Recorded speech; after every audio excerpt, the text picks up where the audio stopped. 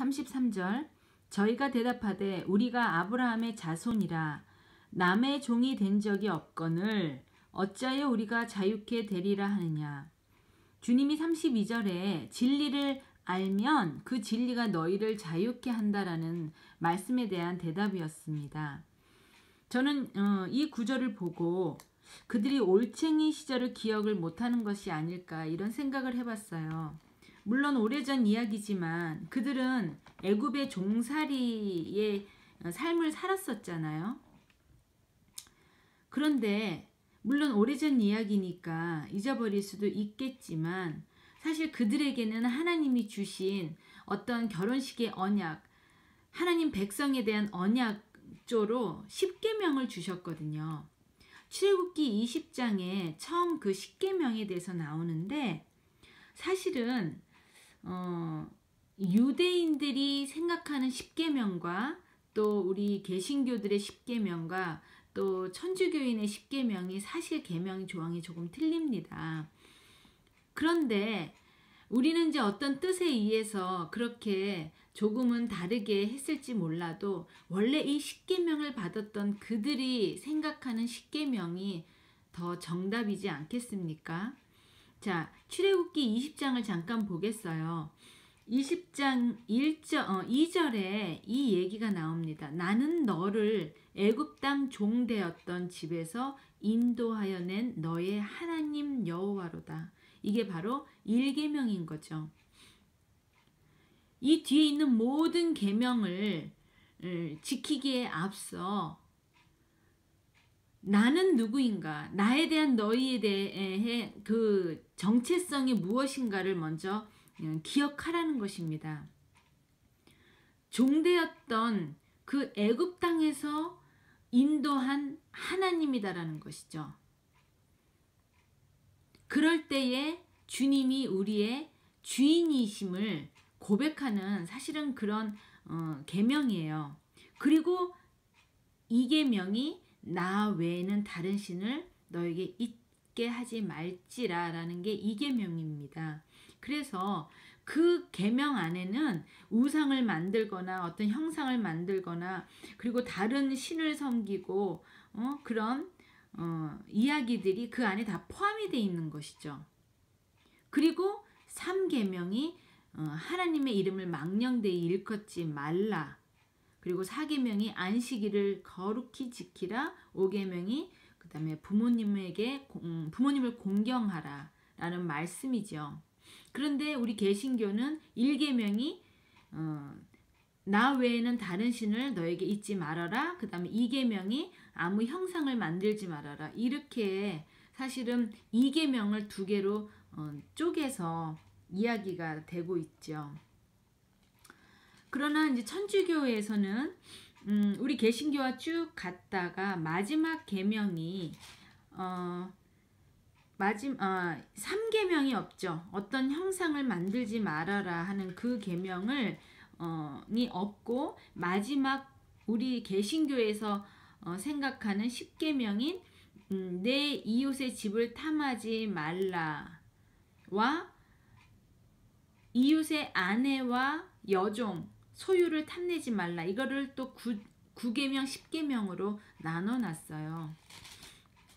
그래서 이제 서로 이제 그런 부분들에 있어서 우리가 이제 비난의 잣대를 여태까지 됐지만은 사실 우리 또한 하나님이 원래 주셨던 그 계명을 약간은 좀 변질되지 않았나 그런 생각을 해봅니다.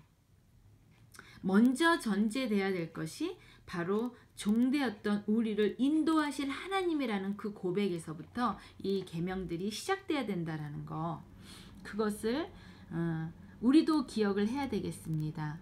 왜냐하면 그 애굽에서 인도했다라는 것은 그럼 우리랑은 상관없지 않느냐 싶어서 사실 뺀 것 같기는 하지만 애굽이라는 것은요 그 당시에 그 나라만 상징하는 것이 아닙니다. 우리 지금 1달러 보세요. 그 뒤에 피라미드와 그 다음에 호루스의 눈, 아직도 우리 생활 전반에 이 전 세계가 통용되는 화폐가 달라잖아요. 그 가장 기본이 되는 바로 그 1달러 아직도 이집트의 스피릿을 우리가 갖고 생활하고 있다는 거죠.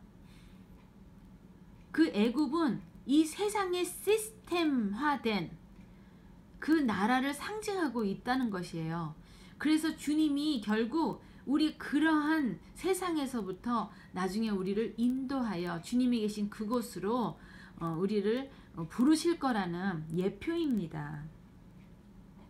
자, 34절 예수께서 대답하시되 진실로 진실로 너희에게 이르노니 죄를 범하는 자마다 죄의 종이라.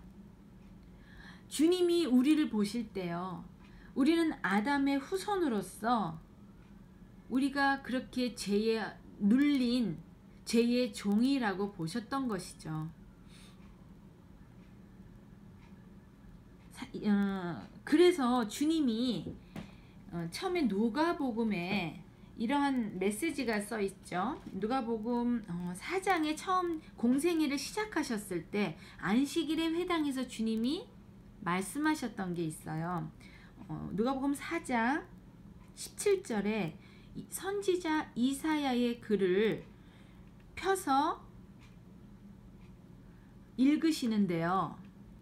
주의 성령이 내게 임하셨으니 이는 가난한 자에게 복음을 전하게 하시고 내게 기름을 부으시고 나를 보내사 포로된 자에게 자유를 눈먼 자에게 다시 보게 함을 전파하며 눌린 자를 자유케 하고 주의 은혜의 해를 전파하게 하려 하심이라. 이사야 61장 1절부터 시작되는 이 말씀을 읽고서는요, 이 글이 오늘날 너희 귀에 응하였느니라 라고 말씀하셨습니다. 바로 그 이사야의 글이 자신을 가리키는 말이라고 선포하신 것이죠. 주님이 이 땅에 오신 이유도 바로 그 눌린 우리 짐 가운데서 우리를 해방시켜 주시기 위한 신호탄이었다라는 거예요. 35절 종은 영원히 집에 거하지 못하되 아들은 영원히 거하나니. 오직 주님만이 그 집에 영원히 거할 자격이 있다는 것이죠. 우리 사극봐도 그 종들이 그 주인의 그 방 안에 어떻게 들어올 수나 있었습니까? 그 부엌 뒤편에 있는 그런 곳에서 살게 되잖아요. 우리 삶을 봐서도 이 메시지가 이해가 되지요. 오직 아들만 그 집에 거할 자격이 있다는 것입니다. 36절 그러므로 아들이 너희를 자유케 하면 너희가 참으로 자유하리라. 그러나 그 종이 자유케 될 기회가 있는데 그것은 오직 주인이 자유케 할 때만이 가능한 일이라는 것이죠. 바로 그 권한을 주님이 갖고 계신다는 메시지입니다. 그래서 구약에서도 보면 하나님이 우리를 자유케 해주시려고 하는 그것을 알려주시기 위해 안식일, 안식년, 희년, 바로 그것이 우리를 쉬게 해주시려고 하는 분임을 알게 하는 그런 절기입니다. 37절 나도 너희가 아브라함의 자손인 줄 아노라. 그들이 말하고 있는 그 혈통에 의한 자손인 것은 주님도 아신다는 얘기죠. 그러나 내 말이 너희 속에 있을 곳이 없으므로 나를 죽이려 하는도다. 그러나 주님이 말씀하시는 건 바로 영적인 아브라함 자손을 이야기하고 있습니다. 아브라함이 첫 창세기 12장에 하나님께서 부르시는 장면이 나오죠. 그때 창세기 12장 3절에 이런 얘기를 하죠. 내가 너로 큰 민족을 이루고 내게 복을 주어 내 이름을 창대케 하리니 너는 복의 근원이 될지라. 주님이 주시는 복을 아브라함 위에 놓았어요. 그래서 너를 축복하는 자에게 내가 복을 내리고 너를 저주하는 자에게 내가 저주하리니 땅의 모든 족속이, 여기서 분명히 얘기했죠. 이스라엘뿐만 아니라 모든 족속이에요. 우리가 뭐 싫어할 수도 있는 어느 국가, 어떤 사람 상관없이요. 주님은 모두 다 아브라함에게 복을 얹어 주시고 우리가 그 접붙임이 되었을 때 그 복을 우리에게도 통하게 하신다라는 거죠. 그래서 너를 인하여 복을 얻을 것이다 라고 해놨습니다. 이거는 불변의 법칙이죠. 주님의 입에서 나오는 모든 것은 바로 소금 언약이 돼버리는 것이에요. 바로 주님은 그러한 그 복을 이어받을 자손을 이야기하고 있습니다. 38절 나는 내 아버지에게서 본 것을 말하고 너희는 너희 아비에게서 들은 것을 행하느니라. 전에도 아들과 아버지의 관계에 대해서 제가 말씀드렸는데요. 아들은 아버지에게서 들은 것을 이야기하게 돼 있다는 컨셉에서 이렇게 말씀을 하셨죠. 바로 아들은 아버지를 상징하는 그 모습이고요. 아버지는 아들을 대표하는 모습이기에 사실 아버지와 아들은 서로 하나라고 하는 말씀이에요. 그런데 너희들이 나의 말을 듣지 않는다는 것은 그것은 하나님의 자녀가 아니라는 것을 입증한다는 소리겠죠. 39절 대답하여 가로되 우리 아버지는 아브라함이라 하니 여전히 자신의 아브라함의 자손임을 자랑스럽게 생각하고 있는 모습이 보이네요. 예수께서 가라사대 너희가 아브라함의 자손이라면 아브라함의 행사를 할 것이오늘. 그런데 아브라함 자손 같지 않은 행동을 한다는 거예요. 그럼 아브라함이 어떠한 행동을 했나요? 창세기에 보면 이제 아브라함의 이야기들이 좀 길게 나오죠. 18장에 아브라함이 그 마므레 상수리 나무 근처에 이렇게 있을 때에 천사들과 함께 주님이 나타나십니다. 그런데 그 모습을 보고 아브라함은 나그네로 생각해서 그 집에 들여서 아주 좋은 음식들을 대접을 하죠. 그러나 이제 음식을 먹으면서 이제 주님임을 알게 되지만요. 또 14장 창세기 14장을 보면은 그 조카 롯을 구하기 위해 전쟁을 치르게 됩니다.